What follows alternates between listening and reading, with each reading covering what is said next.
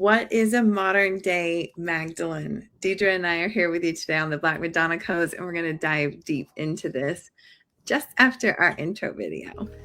Welcome to the Black Madonna Codes, a weekly conversation for women leaders who know the sacred feminine cannot be contained, sanitized, or erased. Through honest conversation about how the Magdalene principles are woven through history, race, spirituality, and current lived experience, we are widening the story and honoring the many cultures that have carried this wisdom. We're inviting you to open your heart with us as we explore the Magdalene path with curiosity, humility, and reverence for the lineages we carry.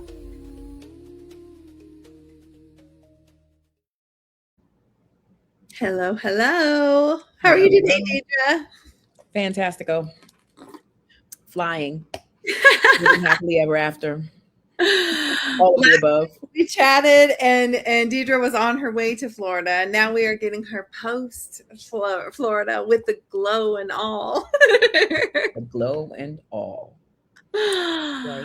We're talking today about what is a modern day Magdalene and what are these Black Madonna codes that, like, you know, we can recognize in practice, in lived experience. And like, I want to just preface this by saying I'm not coming from a space of arrived. I don't think either of us are coming from a space of we have arrived, we have all the perfect answers, we have it all figured out.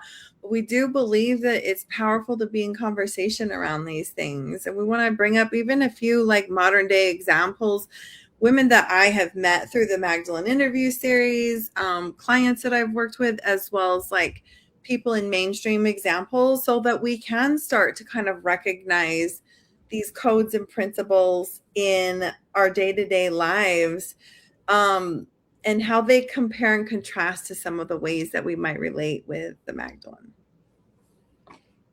I agree. So do we want to pick up where we left off last time? Let's do it. So that people have a sense of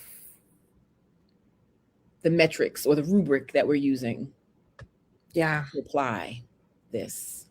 So last time we talked about how, you know, women do a lot, right? We serve, we work, we take care, often at our own expense, like at the expense of our own health or the expense of our own well-being. We take care of everyone else, parents and children and other people's children and churches and, you know, our church family and our neighbors and our community.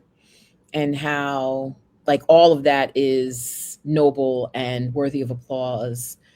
And that all gets to be counterbalanced with pleasure and joy and rest and reclamation. Did I miss anything? I feel like I'm missing something in there.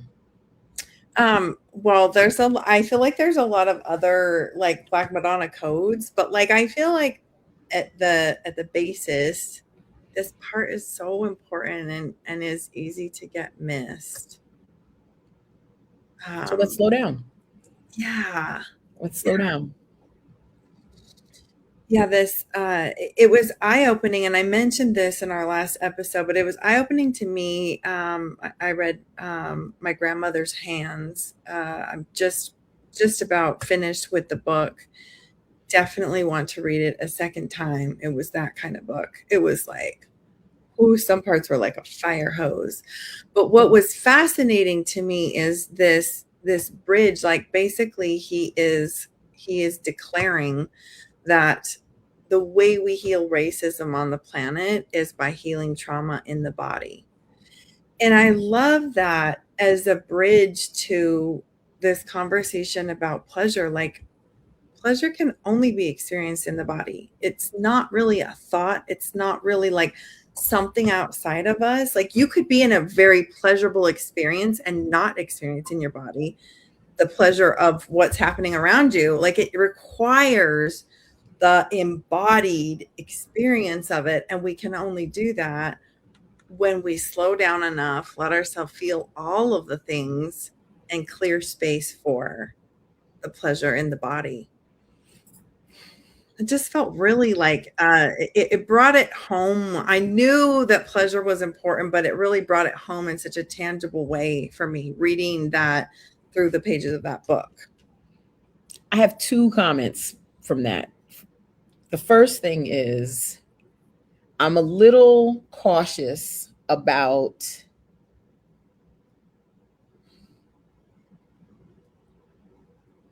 the worldview that says we can heal or correct systemic structural inequality in individual people. Like, if I heal myself, that doesn't necessarily change the system. For sure.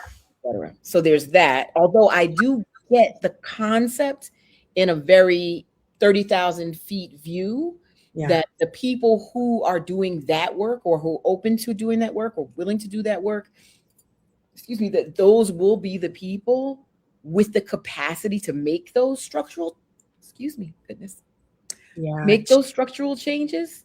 Yeah. But it's not automatic. Agreed. So there's that. That was one thing. And the second thing is, well, wait, actually, can I say something to that? Yeah. Mm-hmm. So just to give credit and full picture from the book, he also works with police. He works with police and works with training them in their bodies to, so in that way, he's addressing one of the many systemic pieces, because right. Yeah. So, but yes, you're right. Like, if people who are making the rules were also doing this work, I can see where this is you're leaning into my wheelhouse now, where it's like, having grown up in the political fishbowl, I've seen the underbelly of the beast. I see how many leaders, the great propensity of leaders who are leading from the fractured parts of themselves. And if we could get more leaders to lean into wholeness, we would be living in a much different world. A much different world. So there's that. So I totally get that. But when people say it the way you just said it, sort of fast, like, if people just heal themselves and we could just get rid of racism. No. No, it doesn't. That's not automatic that way. There's still systems and structures that have to be dismantled. And that's a whole other thing. So there's that. That was number one. Thank you for saying it. Yes. You're welcome. And number two is, men don't have a clitoris. This is, I don't know if this is NSFW, not suitable for work, or I don't know if people are listening with their kids in the background. This is about to be an adult conversation. The clitoris is the only human organ that is specifically built for pleasure. It doesn't have any other purpose. And we got that. We got that. We got that. That's ours. So that's, to me, significant in the context of this larger conversation, that we are literally built for pleasure. Yeah. So that's a thing. Oh, I love that so much. I mean, in my work as an intimacy coach, that is one piece that has driven my passion towards helping women, specifically women-bodied individuals, specifically, to open, to receive, to access these parts of ourselves. Because my life, because I live with a very, very stifled, shut off, lots of walls, closed off, very like protected and in survival for basically the whole of my 20s, in reaction to a really rough childhood, orphaned and abused and all the things. And my life now, in connection to pleasure, compared to when I was not, when it was a constant war inside of myself, is so different. Like, my inner peace is so different. And I think there is this element of like an empty cup can't pour much. Right. You can't pour from an empty cup. No, a few drops, and you can try, man. I tried. There's a lot of people out there trying that. Mm-hmm. Mm-hmm.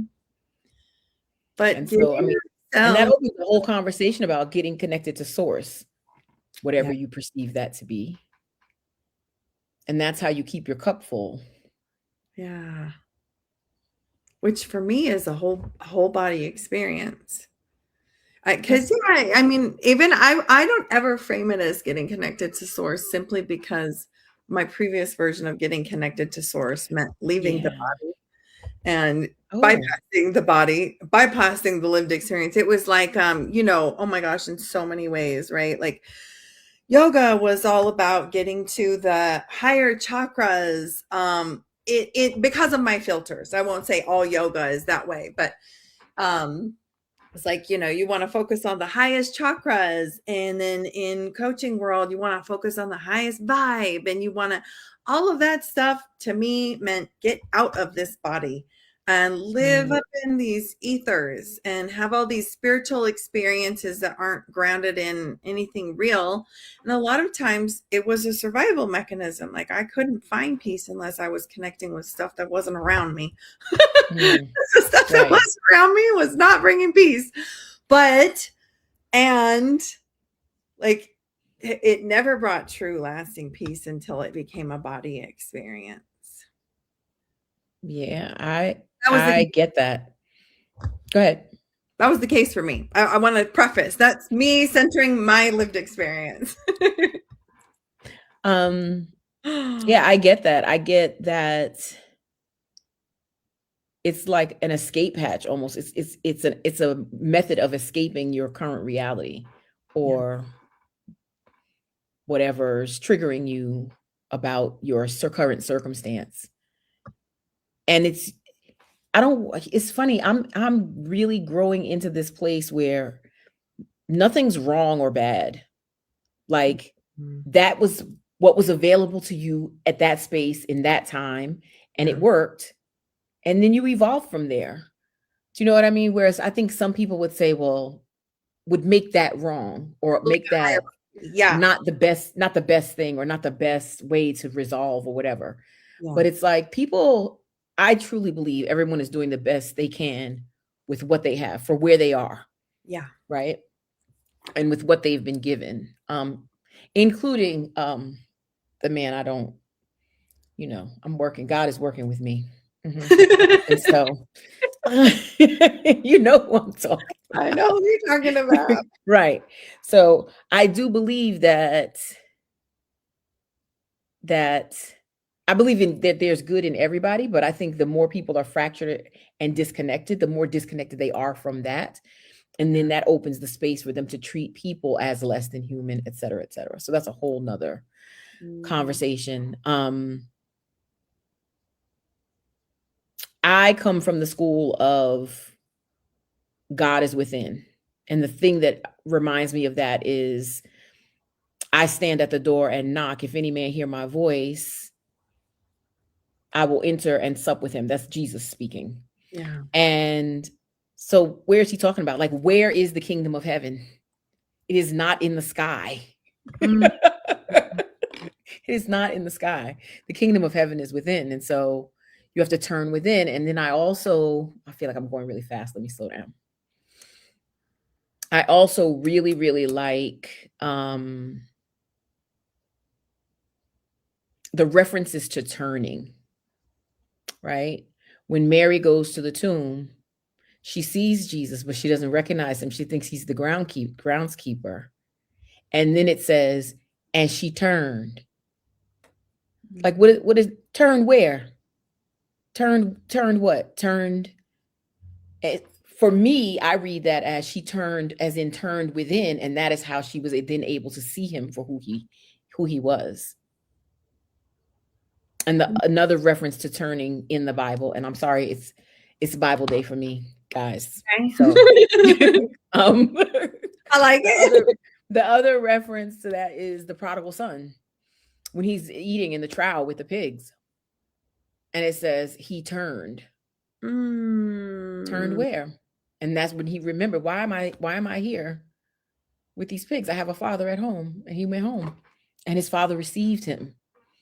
His Yeah. father didn't say, you already got yours. Too bad, sucks to be you. Yeah. Right? So Mm. so that that was my reference for how to find spirit, that it's not out there. Mm-hmm. And there's nothing out there that's going to really, as you said, that it can't really satisfy you. You have Yeah. to bring heaven and earth together. Like that's part of what I think we are capable of. It's something that we're capable of doing if we'll take it on as in this human experience, as above, so below, etc., etc., etc. So, And then making that leap from that space to then how we show up in our leadership, in our world. And this is where some of these Black Madonna codes really have the capacity to shine and to make a difference, where it becomes a truly embodied experience.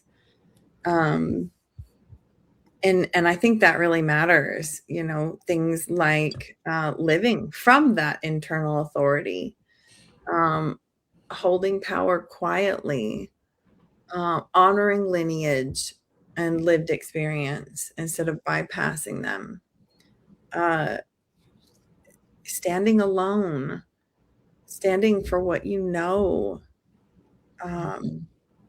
really extending yourself into humanity instead of running away from humanity. And recognizing all the different ways of knowing, Mm. right? So in our society, we put a lot of emphasis and value on logic. If it's logical, then it must be true. And that doesn't always work that way. Um, but there's also the intuitive knowing. There's Yeah. the gnosis, the gnosis, the gnosis.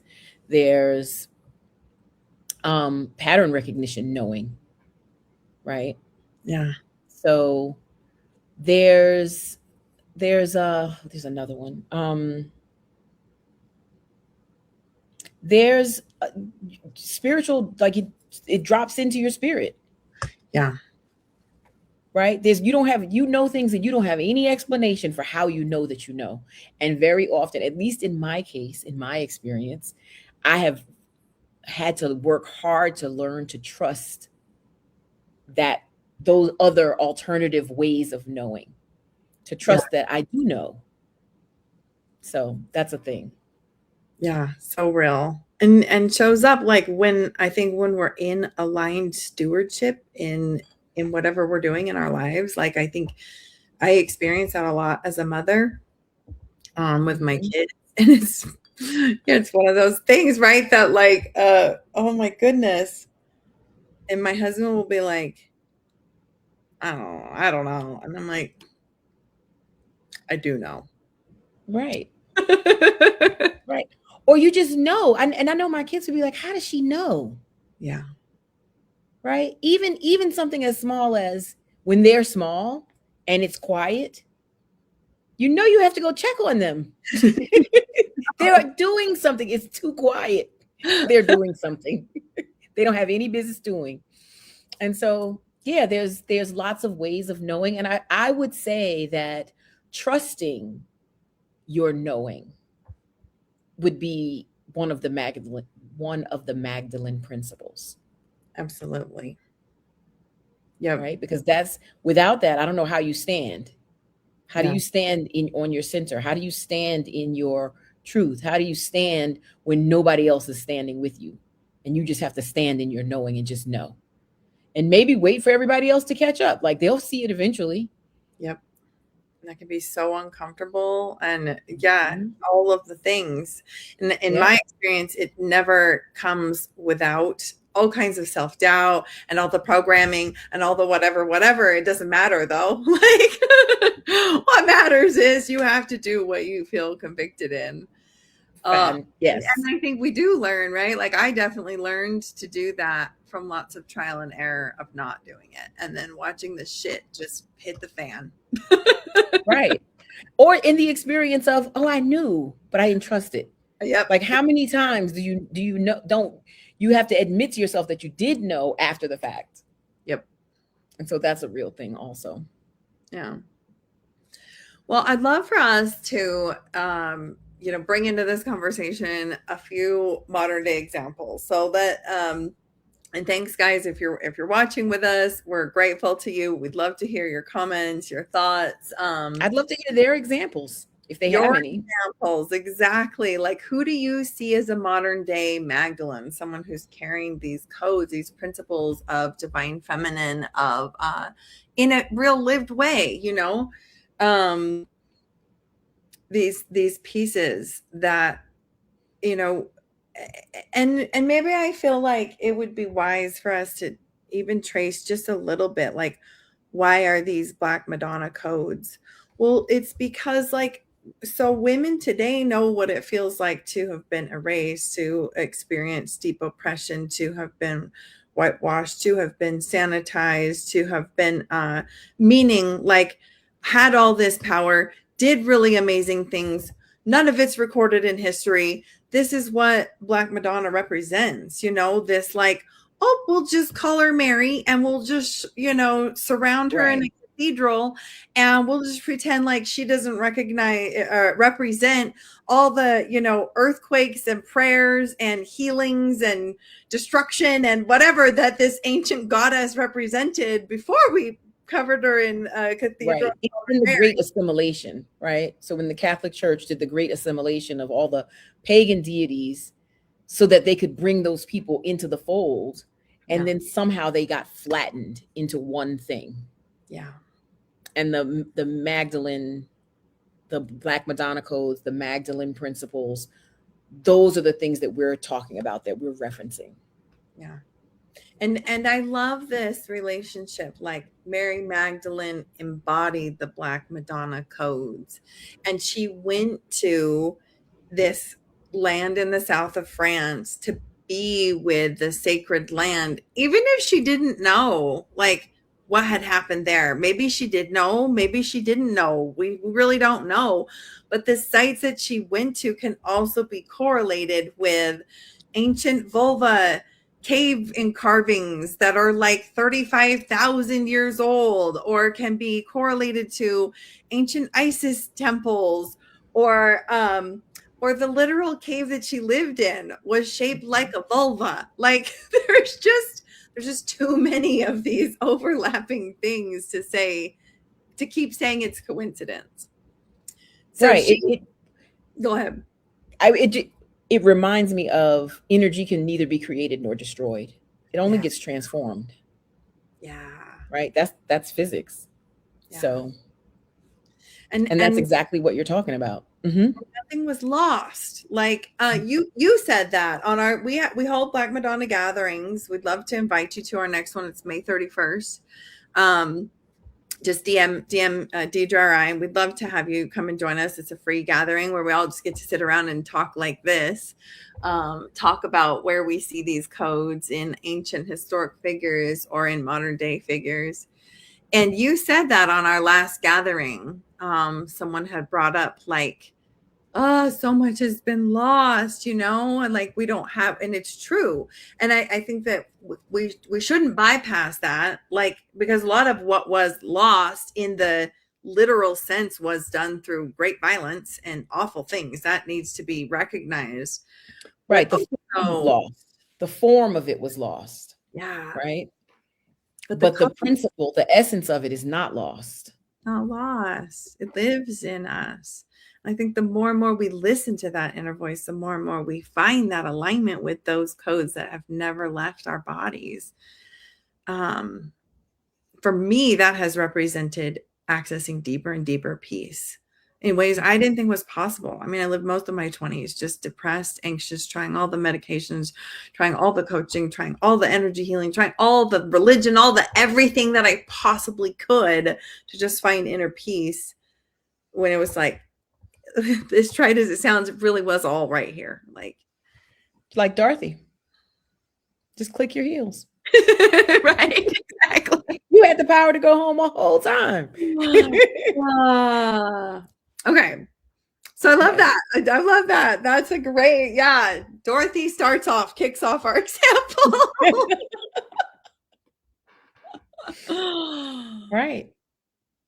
She There's kind of in that movie, she finds her power.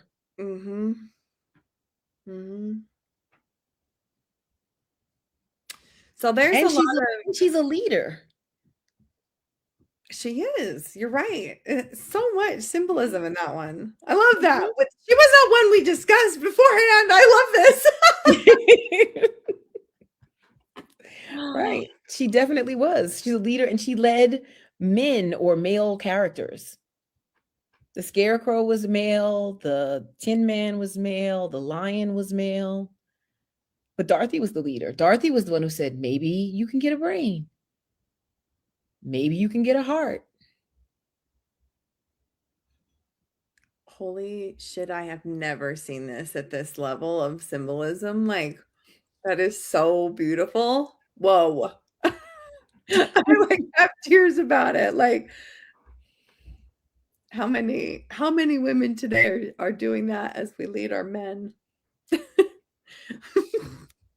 Maybe you could get a brain. Oh my God. Excuse me. I'm not a man hater, I promise. We're reading a men's book right now. I'm not a man hater, but also, let's be real. But yeah, like maybe No, you. I'm sure there are women who have felt that way at some point. Yes, for sure. Right. Because also some men, not all men, we are not men haters over here. I absolutely love men. Let's not even play about that. But some men weaponize incompetence because they don't want to do the things. So they feign ignorance or they feign that they can't do it. Mm-hmm. Mm-hmm. Yeah, and it's a powerful tool. I've used that tool as well as a woman. Absolutely. Yeah. Yep. It was Right. safer to and actually I think when used under oppression, we've talked about this. This is one of those codes. When used under oppression and you're suddenly like, well, if I want to get ahead here, I can see how I need to play this game and this is how I'm going to do this is how I'm going to win. So this is we talked about this a little bit. And I know we have a hard stop in 10 minutes, but we've got so much to say, you guys. We do have a lot to say about you guys should come to the conversation on the 31st. Yes, and then you can add conversation. Yes. That there's a different power dynamic. It's a different power dynamic when a woman does it than when a man does it. It is. So it's not the same power dynamic. It's not weaponized. Yeah. Right. There is a difference. Yep. Now, if a female boss is doing it to her male subordinate because she wants the male subordinate to do her job, then that's the same. Yeah. But weaponized. Yeah. Right, it depends on who's in the position of privilege. Exactly. And power. So that makes a difference. But yeah, for sure. Yep. That's a fun one. We probably should do a whole episode on that one. Yeah.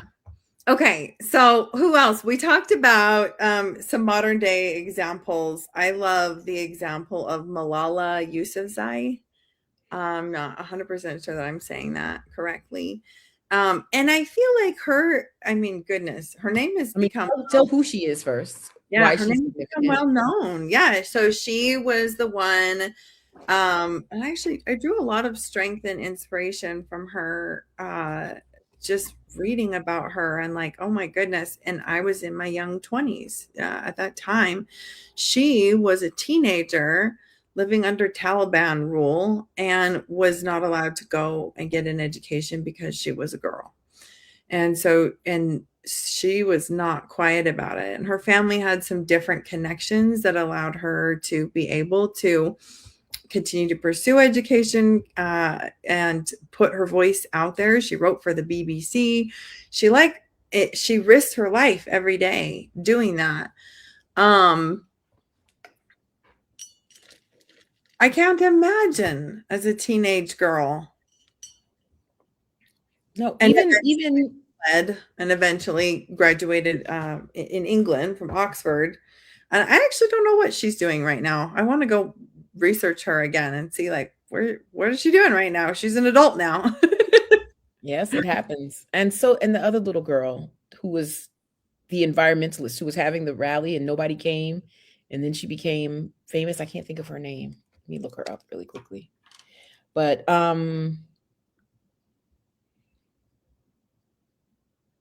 want to say Nina Simone. She Okay, was a tell truth teller. You know who Nina Simone is? I don't. Nina Simone is a singer.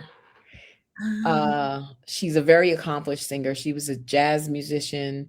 She sang oh my gosh, so many. I'm gonna send you a playlist. Okay. Uh yes. But Nina Simone sang Young, Gifted, and Black. She was a standout. She was an accomplished. She wanted to be, I think, a classical pianist. And somehow life led her down the road of jazz singer. But I'm trying to think of a song you might not, you might you might know, Feeling Good. Sun in the Sky, You Know How I Feel. Oh yeah. Flying High, that's Nina Simone. Or originally Nina Simone. I hear that. I'm hearing a male voice of somebody else. Oh, yeah. From it. But yeah. But yeah, she definitely spoke truth to power. She was, the 50s and the 60s were her prime time when she was very prolific and well known. I think she left and lived kind of like James Baldwin left and lived in France for a little while and came back, right, trying to escape the racism and stuff that she endured here. Was considered too much, right? The too much woman trope, too much. Because she was super talented and super smart and brave and articulate and was willing to say the things that other people wouldn't say. And on that note, I'd have to say Billie Holiday as well, because she sang the song Strange Fruit after she was asked not to. You know, you don't want to stir up the Negroes. And you do know Strange Fruit. I do not. I can't You wait do not know Strange Fruit. to Okay. I have no idea. Okay. So yes, Strange Fruit. Yeah, those are the two that I would say from pop culture that I think are well known. I also was thinking about, do we know of any characters from movies or books that we would say are and I'm thinking about I am a nerd. Eowyn from Lord of the Rings, who at the end of, I think, the second movie, when she kills the wraith and he, like, she takes off her, the wraith is like, the wraith has done something, her father's gonna die, and she turns around to fight the wraith and the Nazgul, if you know, whatever, Lord of the Rings, and and when he turns to her and he's like, you can't, like, no man can kill me, and she takes off her helmet and goes, good, because I'm a woman, and then she kills him. And so that was very awesome. But to be willing to be in your power, like when she puts on her armor and she's riding off to this fight, she snatches up one of the hobbits, because they're small people, and she puts him on her horse because he wants to fight, but nobody will take him. Nobody wants the extra weight on their horse. But she takes him into battle with her, and he fights well as well. So there's that. All right, I'm getting all excited. Let me calm down. I love that. I love that. Also, I didn't know I'm also a Lord of the Rings nerd, but it sounds like you're slightly more nerdy than me in it, but I love it. Big nerd. Big also into movies. So there's that. Yeah. I was thinking about Wicked. Both of the main characters in Wicked show so many moments of moral dilemma, cognitive dissonance. How do we improve our own circumstance while also doing what is in integrity with our values? And there's so much. Oh my God, I loved the new movies. I just loved them so much. I do feel like they rushed through the second one, but still was amazing. There were so many moments where I hated Linda. Like I just was like, oh, and then she, like, the way she pulls through, and you get this full picture of like all that she was. And it's like, okay, yeah, she came from more privilege, she came from a wealthy family, all of these things, but she still was born into a system that she knew she had to play certain cards in order to hit the positions of power that she really wanted. And in the end, her values like pulled through. It was fascinating watching her. And I think it's easier to love Elphaba through the whole thing, because you just see her values like so plain and simple through and through from the beginning to the end. Both of those fantastic. And I see this a lot in women today too. And I think maybe at least for me, seeing examples like some of the ones that we've said, coming from the life that I've come from, I would often be like, how? Like when I was in second grade, I read a book about Mother Teresa, and I was so moved. I was like, I want to do that. Like I was 8. I don't even know what that meant. Like, but I saw her in this deep humility and service and sacrifice of humankind in a way that was so different than what I saw anybody else doing with such proximity. And I remember reading that, like, if her current patient, I don't know that she called him patient at the time, was not able to eat, she would not eat. Like, it was just, so moving. But then kind of going, how do I actually make a big difference? And I see women today doing really cool shit, and some of them have been on my Magdalene interview series. I just interviewed Sydney of the Blood Mystery School. You can look her up on Instagram. Such a powerful individual. And I think about one element in particular, which is that she has claimed her space in the Magdalene conversation, and that was not done without adversity. She had a lot of backlash and a lot of resistance.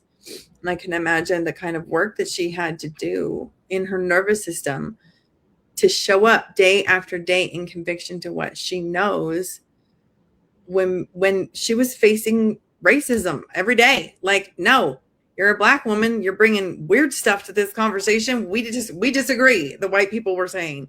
And now, I mean, you go see her Instagram, she's got a big old following and a beautiful business, and continues to show up with her values and her integrity, and is speaking to elements of the Magdalene that, like, just are so rooted. They're rooted. And I think that's what we need.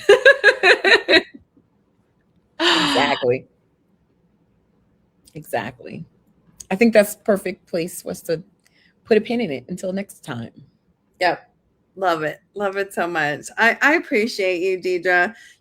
We created these conversations because I'm running the Magdalene interview series, and then we're having reflective conversations as we're forming the retreat to the south of France. And as I'm kind of going through this element that Magdalene has called me into, this next layer. And we were like, why are we having these conversations in private? We should be having these conversations in public. And we're grateful to each of you who have tuned in, who have let us know behind the scenes that you're watching and that you're listening and that it matters.